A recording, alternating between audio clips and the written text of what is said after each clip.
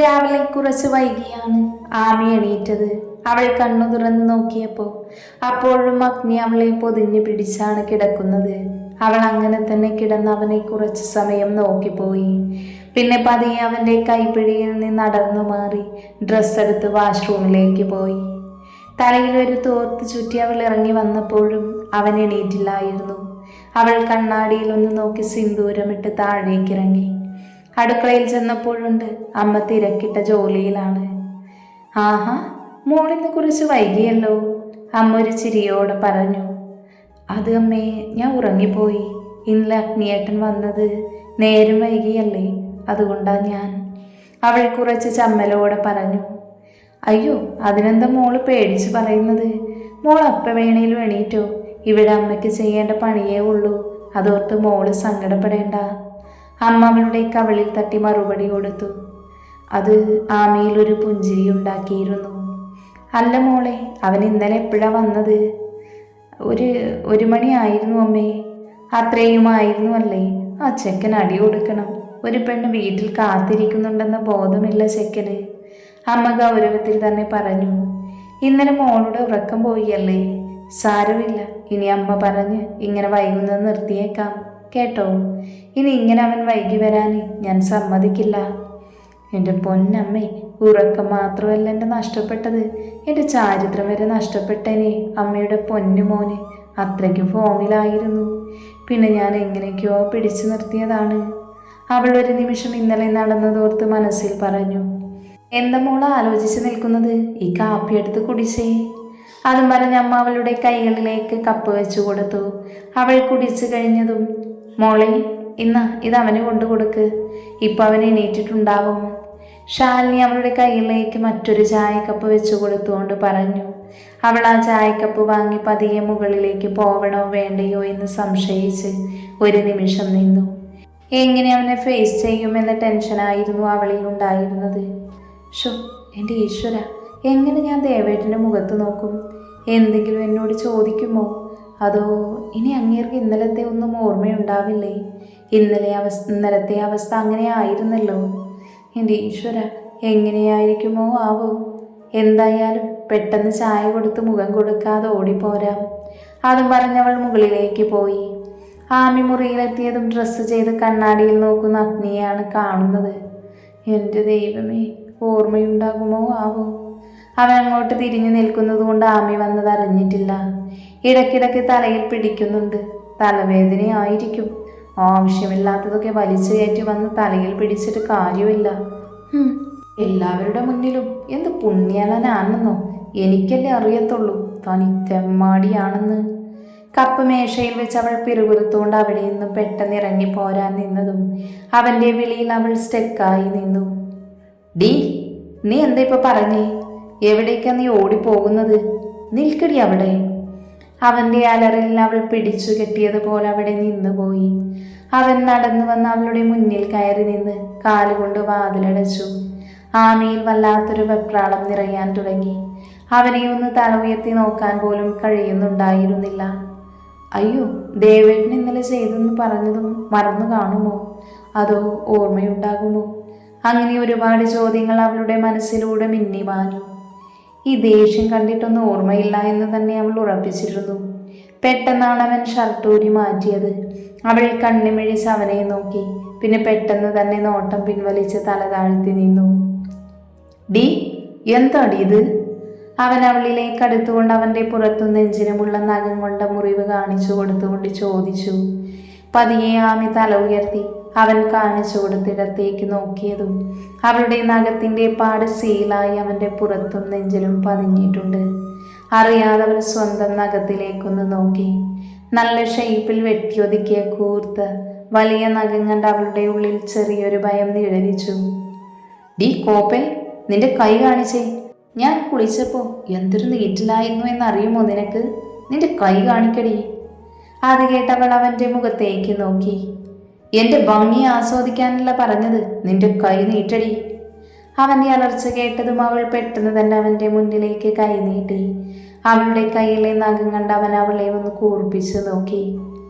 എന്താടി ഇത്? വെറുതെ അല്ല. നീ എന്താ പുല്ലേ, എന്നെ ആകെ മാന്തി പറിച്ച് വെച്ചിരിക്കുവാണോ? അതും പറഞ്ഞ് അവൻ അവളുടെ അരക്കെട്ടിൽ പിടിച്ച് അവൻ്റെ നെഞ്ചിലേക്കിട്ടു. അവളുടെ ഹൃദയം വല്ലാതെ മിടിക്കാൻ തുടങ്ങി. എന്താടി, നിനക്കൊന്നും പറയാനില്ലേ? അവളെ ഒന്നുകൂടെ അവൻ്റെ നെഞ്ചിലേക്ക് ചേർത്ത് നിർത്തിക്കൊണ്ട് അവൻ ചോദിച്ചു. അപ്പോഴും അവൾ ഒന്നും പറയാതെ പേടിച്ചു നിൽപ്പാണ്. അല്ല, നിന്റെ നഖം എങ്ങനെ എൻ്റെ പുറത്തും നെഞ്ചിലും തട്ടി? അവൻ അവളുടെ തലയിലെ തോർത്തഴിച്ചുകൊണ്ട് ചോദിച്ചു. അവളുടെ കാർക്കൂന്തൽ ഒഴുകിയിറങ്ങി.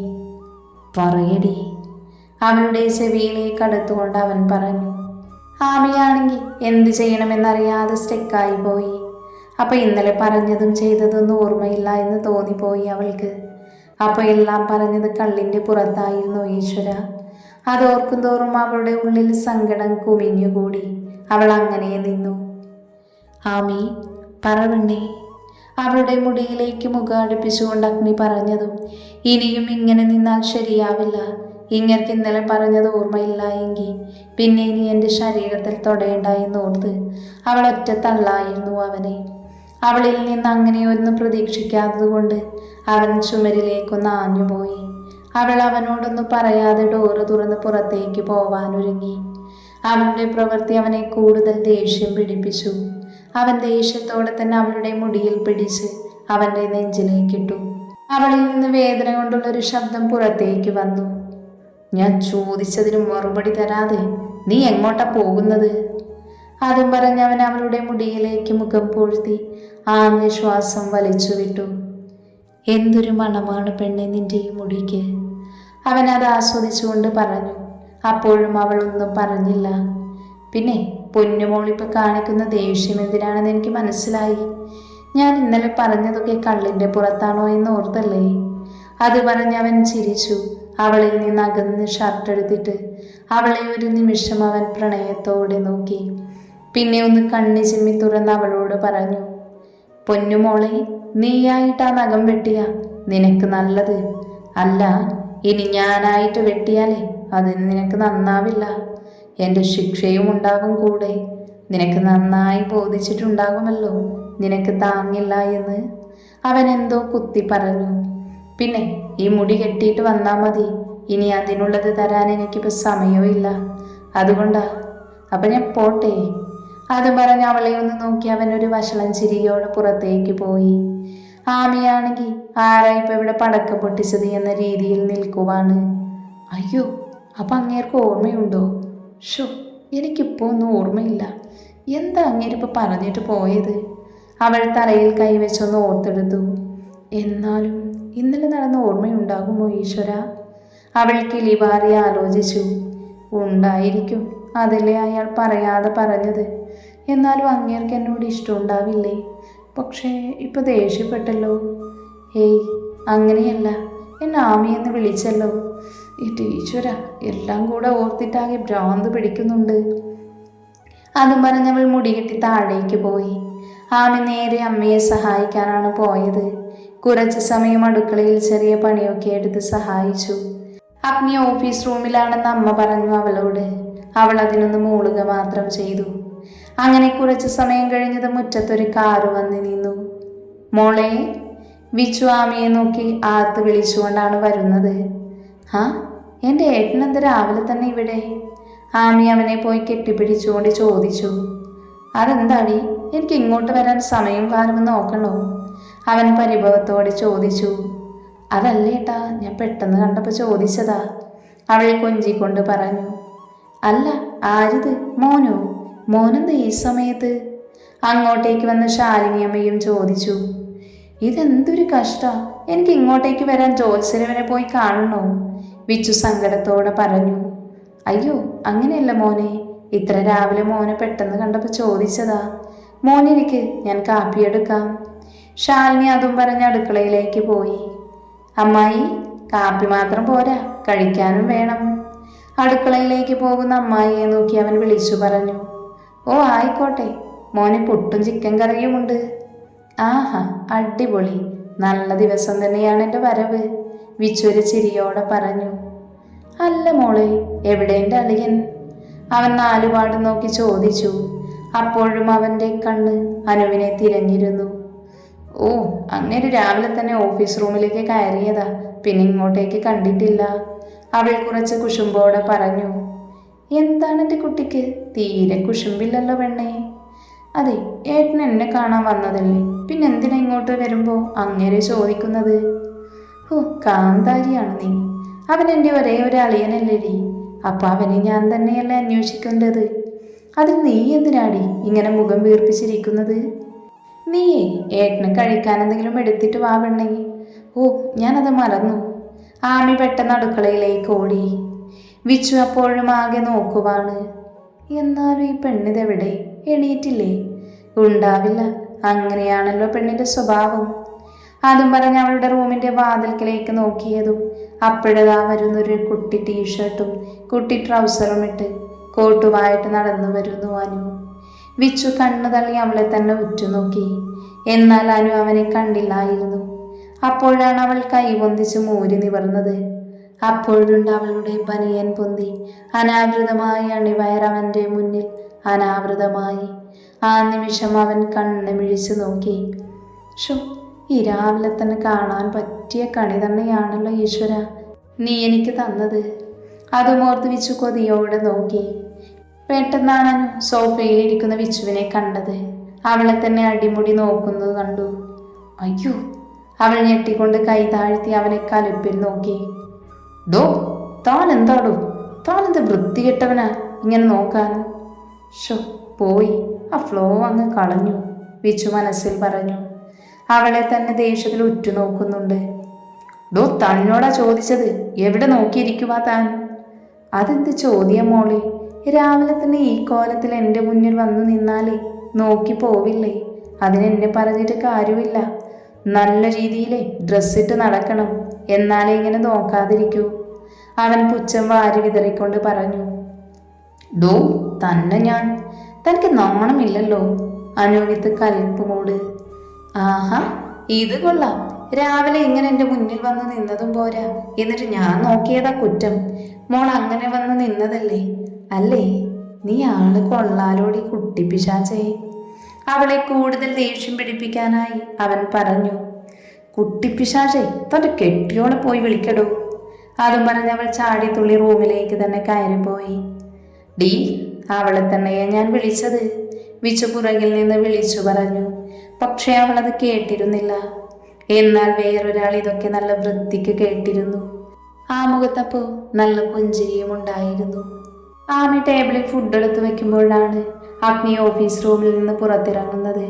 അവളെ കണ്ടതും അവൾക്കടുത്തേക്ക് നടക്കാൻ തുടങ്ങുമ്പോഴാണ് തോളിൽ ഒരു തട്ട് കിട്ടിയത്. അളിയ. തിരിഞ്ഞു നോക്കി അഗ്നി കാണുന്നത് അവനെ നോക്കി ഇളിച്ചു നിൽക്കുന്ന വിച്ചുവിനെയാണ്. എന്താണ് രാവിലെ എൻ്റെ പെങ്ങളെ നോക്കി വെള്ളം ഇറക്കുന്നത്? പോടാ നോറി, അവൾ എൻ്റെയാ, ഞാൻ നോക്കും. തനിക്ക് എന്താടൂ? ഓ, ആയിക്കോട്ടെ. അല്ല, നീ ഇന്നലെ എപ്പോഴാ വന്നേ? എന്തേ? ഞാൻ ഇന്നലെ രാത്രി തന്നെ വന്നു. അല്ല, അടിച്ചു താമരയായി പോയില്ലേ? ഇവിടെ വരെ എത്തിയോ അതോ ആരേലും പൊക്കിക്കൊണ്ട് വന്നോ എന്നറിയാൻ ചോദിച്ചതാ. ഞങ്ങൾ പോകുന്നത് വരെ നീ വന്നില്ല, അത് ഭാഗ്യം. അല്ലെങ്കിൽ ആ സമയത്ത് മോൻ്റെ എല്ലാ കള്ളത്തിനും എല്ലാവരുടെ മുന്നിലും വെളിവായനെ. ഇടപ്പരുന്നറിയണിയാ, ഇത് മംഗലത്ത് അഗ്നിദേവാണ്. അതുകൊണ്ട് പെട്ടെന്നൊന്നും അങ്ങനെ വീണു പോയില്ല എൻ്റെ പൊന്നളിയ. ഓ, ആയിക്കോട്ടെ, നമ്മളില്ലേ. അല്ല, നീ എന്താ ഇവിടെ, അതും രാവിലെ തന്നെ? സംഭവം ഇത്തിരി സീരിയസാ.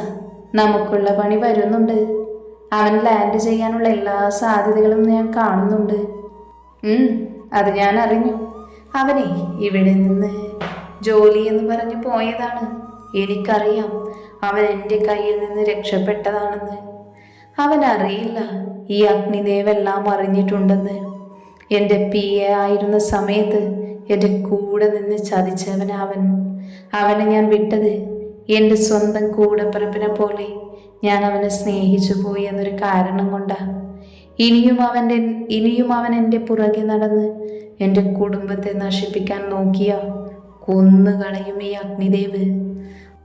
അവൻ വരട്ടെ, എന്താണ് അവൻ്റെ പരിപാടി എന്നറിയണമല്ലോ. എന്നിട്ട് തീരുമാനിക്കാം എങ്ങനെ മുന്നോട്ട് പോകണമെന്ന്. അഗ്നി കുറച്ച് ദേഷ്യത്തോടെ വിച്ചു മാത്രം കേൾക്കാൻ പാകത്തിന് പറഞ്ഞു. എന്താ ഇവിടെ? പെട്ടെന്നാണ് അനു അവരുടെ ഇടയിലേക്ക് കയറിയത്. പെട്ടെന്ന് അവർ സംസാരം നിർത്തി ഡൈനിങ് ടേബിളിലേക്ക് നടന്നു. ഏട്ടാ ഇരിക്ക്, കഴിക്കാം. ആമി അഗ്നിക്കും വിച്ചുവിനും പ്ലേറ്റ് വെച്ച് ഭക്ഷണം വിളമ്പി. അനുവും ഒരു പ്ലേറ്റ് എടുത്ത് അടുത്ത കസേരയിലിരുന്നു. മോളും ഇരുന്നു ഇവരുടെ കൂടെ കഴിക്കാൻ. ഗീതയും ശ്രുതിയും വന്നാലേ എന്നും പറഞ്ഞ് ചൊറിയും മോളെ, അതുകൊണ്ട് ഇപ്പോൾ തന്നെ ഇവരുടെ കൂടെ ഇരുന്ന് കഴിച്ചോ. ശാലിനി അവളെ നിർബന്ധിച്ചിരുത്തി. അമ്മ കൂടെ ഇരിക്കുന്നില്ലേ?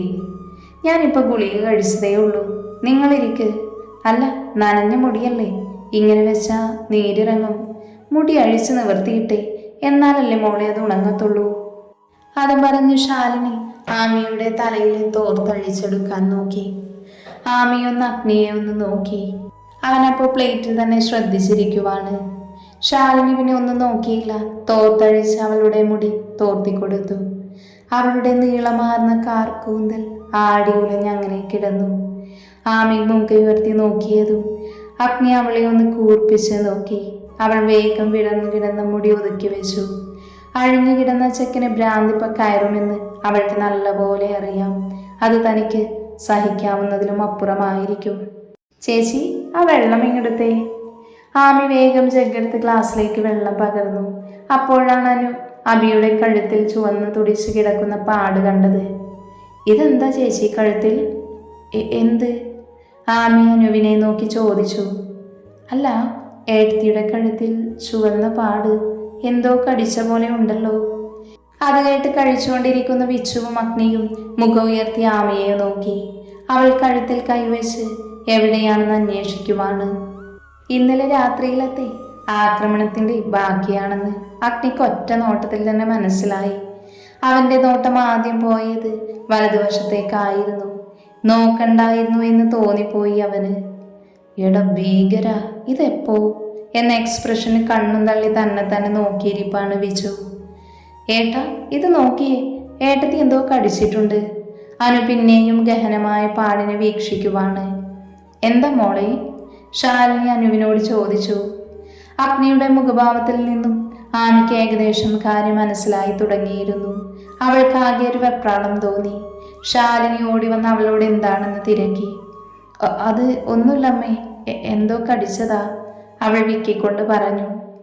കൈ മാറ്റിക്കേ, ഞാൻ നോക്കട്ടെ. ശാലിനി അവളുടെ കൈകൾ മാറ്റി പതിയെ നോക്കി. എന്നാലും എന്താവും കടിച്ചത്? വല്ല പല്ലിയാവും കടിച്ചത്. ചിരി കടിച്ചു പിടിച്ച് വിച്ചു പറഞ്ഞു. പല്ലി നിന്റെ തന്ത. അഗ്നി ദേഷ്യത്തിൽ വിച്ചുവിനെ നോക്കി അലറി. പെട്ടെന്നാണ് താൻ എന്താണ് പറഞ്ഞതെന്ന ഓർമ്മ അവന് വന്നത്. അവനെ നോക്കി കണ്ണും തള്ളിയിരിപ്പാണ് നാലും. വിച്ചുവിൻ്റെ ചിരി ഇപ്പൊ പൊട്ടുമെന്ന അവസ്ഥയായിട്ടുണ്ട്. അനുവാണെങ്കിൽ എന്തോ പോയ എണ്ണാനെ പോലെ ഏട്ടനെ അടിമുടി നോക്കുവാണ്. ആമിയാണെങ്കിൽ ആകെ ചമ്മി താഴേക്ക് നോക്കിയിരിപ്പാണ്. അഗ്നിക്കിറങ്ങി ഓടിയാലോ എന്നൊരു നിമിഷം വരെ തോന്നിപ്പോയി. അത്രത്തോളം നാണം കെട്ട് പോയിരുന്നു അവർ രണ്ടുപേരും. എന്നാൽ ഇതേ സമയം മറ്റൊരിടത്ത്. എത്രയും വേഗം നാട്ടിലേക്ക് പോവണം. കാര്യങ്ങളെല്ലാം നമ്മൾ വിചാരിച്ച പോലെയല്ല നടന്നിരിക്കുന്നേ. അറിയാലോ, അഗ്നി അവളെ കെട്ടിയിട്ടുണ്ട്. അതുകൊണ്ട് അഗ്നിയുടെ സ്വത്തുക്കൾ അവളിലേക്കും പോകും. അത് നമുക്ക് നഷ്ടമാകും. അതുകൊണ്ട് എങ്ങനെയെങ്കിലും അവിടെ എത്തി അഗ്നിയുടെ സ്വത്തുക്കൾ കൈക്കലാക്കണം. അവൻ്റെ PA ആയി നിന്ന സമയത്ത് തന്നെ അത് നടപ്പാക്കേണ്ടതായിരുന്നു. പക്ഷേ അവൻ എന്നെ പിടികൂടുമോ എന്ന് പേടിച്ചാണ് ഞാൻ പെട്ടെന്ന് ഇങ്ങോട്ടേക്ക് വന്നത്. ഇപ്പം എൻ്റെ കൂടെ നീയും കൂടെ ഉണ്ടല്ലോ. അതുകൊണ്ട് നമുക്ക് രണ്ടുപേർക്കും അവനെ സ്നേഹിച്ചങ്ങ് കൂടെ കൂടി അവൻ്റെ സ്വത്തുക്കളും അവൻ്റെ പെണ്ണിനെയും നമുക്ക് സ്വന്തമാക്കാം. എന്തേ, നീ ഉണ്ടാവില്ലേ? പിന്നെ ഞാനുണ്ടാവും. നമുക്ക് രണ്ടുപേർക്കും ചേർന്ന് അവനെ അങ്ങ് നശിപ്പിക്കാം. കൂടെ അവൻ്റെ പെണ്ണിനെ നമുക്ക് പൊക്കി ഇങ്ങോട്ട് കൊണ്ടുവരാം. എന്നിട്ട് നമുക്ക് ഷെയർ ചെയ്തങ്ങ് ആഘോഷിക്കാടാ. അതും പറഞ്ഞവർ ഒത്തിരി സന്തോഷത്തോടെ ചിയേഴ്സ് പറഞ്ഞു അടിച്ചുകൊണ്ടിരുന്നു. എന്നാൽ അവർ അറിഞ്ഞിരുന്നില്ല ഇനി അവരുടെ ജീവിതം മാറി മറിയാൻ പോവുകയാണെന്ന്.